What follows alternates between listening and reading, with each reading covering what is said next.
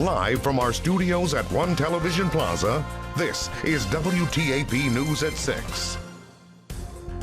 Good evening and thank you for joining us. I'm Phyllis Smith. The Washington County Sheriff's Office has uncovered what they believe to be a burglary ring in the area responsible for multiple stolen items. It all started when an officer noticed a car driving down the wrong way of a one-way last Wednesday. When the officer turned on his lights, the car reportedly took off, eventually crashing into a guardrail. 3 people in the car ran and 1 person stayed there. Officers identified 2 catalytic converters that looked freshly cut and saw a saw inside the car. A few hours later, an officer was dispatched to a burglary in which victims described multiple items officers allegedly saw in the back of the crashed car. Officers then obtained a search warrant and took the victims to the impound lot where their car was. It was pretty impressive how much stuff had actually been packed into the vehicle.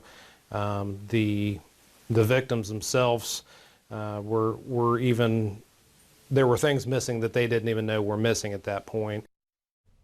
Officers began putting the pieces together and got a search warrant to the house of 2 people who were in the crashed car. At the house, officers reportedly found multiple items believed to be stolen, on top of drug paraphernalia and illegal firearms. It is believed the suspects are responsible for multiple other burglaries in the area. 3 suspects were arrested and charged. 1 has been released on a PR bond. Warrants have been requested for the arrest of 2 other suspects. Turning to the weather, meteorologist Kirk Greenfield joins us now with the first look at your forecast. Kirk.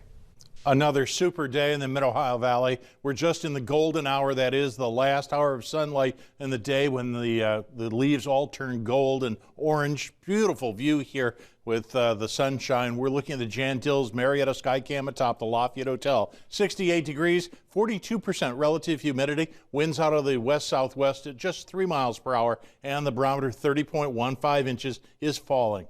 This evening, we expect to be just falling out of the 60s by 8 o'clock, and we'll be ready to drop out of the 50s by midnight. We'll have a mix of a few clouds coming through around midnight, but generally the night is going to be clear. We'll talk about that when I return. Back to you. Thank you, Kirk. After several days of discussion, the West Virginia Senate gives final approval to a redistricting plan for its own members. A final vote was delayed for several days while members discussed maps that split some counties between 2 or even 3 Senate districts. The final plan included an amendment, which also got opposition, dividing the state's largest county, Kanawha, among 3 Senate districts. A constitutional mandate requires all of the state's Senate districts to have nearly equal populations.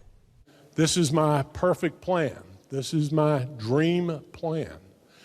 This is the product of conversations and compromises and hard work over a long period of time by a great number of people. Senate District 3, which includes Wood and Pleasants counties, will now also entirely include Wirt and Ritchie counties. It currently divides Roane County in half. The plan now goes to the House, whose redistricting plan was approved Monday by the Senate. In 3 weeks, Ohio voters will go to the polls to elect people to fill local offices. But early voting for the November 2nd election has been going on for 2 weeks.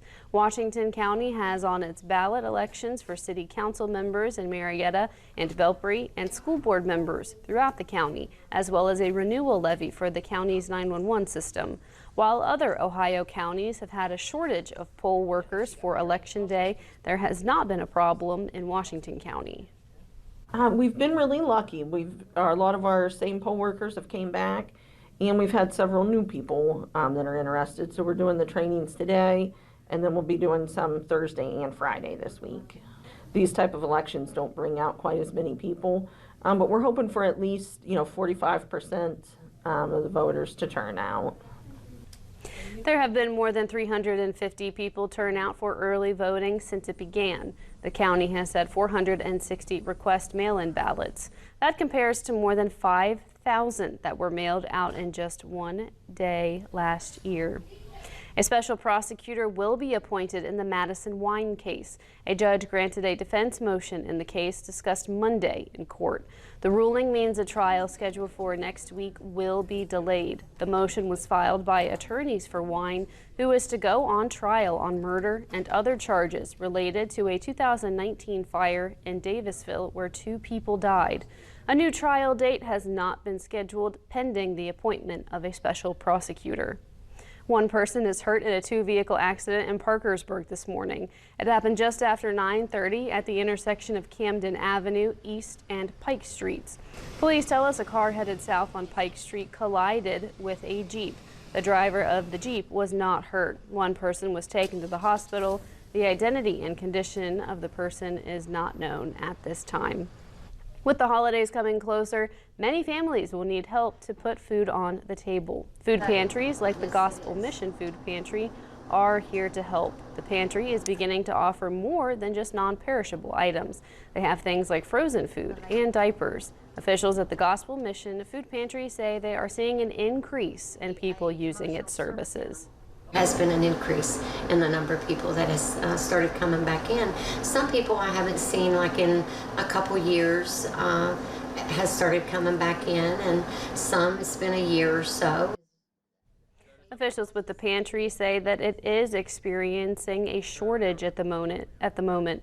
If you would like to donate to the pantry or know when they are available to get food, you can click on the link on WTAP.com for times and dates. The Riverside Art Gallery, an art co-op that's supported local artists for 23 years, will be shutting its doors by the end of 2021. In this gallery, local artists are given the spotlight. In fact, Riverside Art Gallery makes sure that a majority of art featured is by artists within a 50-mile radius of the gallery. Through the years, the co-ops taught classes, mentored young artists, partnered with nonprofits for fundraisers, and more. It's survived 2 floods, 1 fire, and has moved to 3 different locations. However, they no longer have enough members to survive, according to original member Virginia Killian. And since we are a true cooperative, all the work has to be done by us, including cleaning the toilets, to doing displays, to making the art, to working the stores. And we just don't have enough people right now. She says while they leave the co-op with heavy hearts, they are grateful for the community's support along the way. The gallery will be open until December 31st. Still ahead, federal regulators are expected to authorize the mixing and matching of COVID-19 booster shots this week.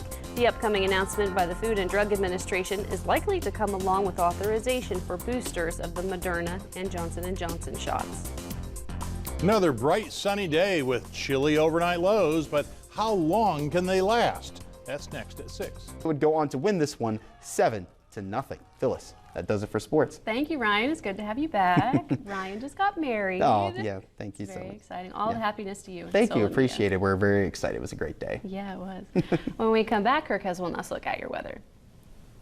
Tonight's Sports Bowl sponsored by Contractors Building Supply.